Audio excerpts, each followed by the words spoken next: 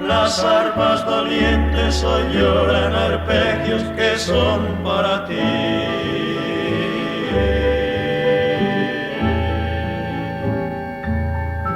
Anaí, ¿recuerdan acaso tu inmensa bravura, reina guaraní?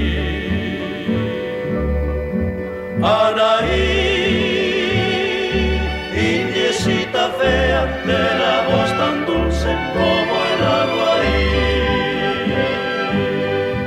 Anaí, Anaí, tu raza no ha muerto, perduran sus fueros en la flor rubí.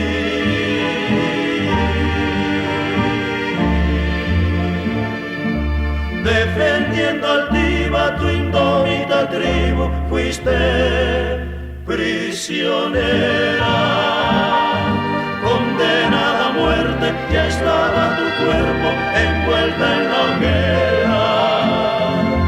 En tanto las llamas lo estaban quemando, en rojas corolas se fue transformando. La noche piadosa cubrió tu dolor y el alma asombrada miró tu martirio hechos igual flor.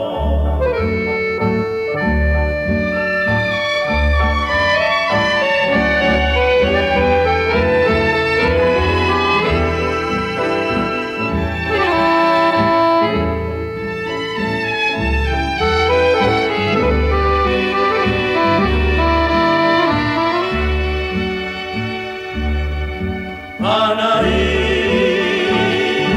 indiecita fea de la voz tan dulce como el agua ahí.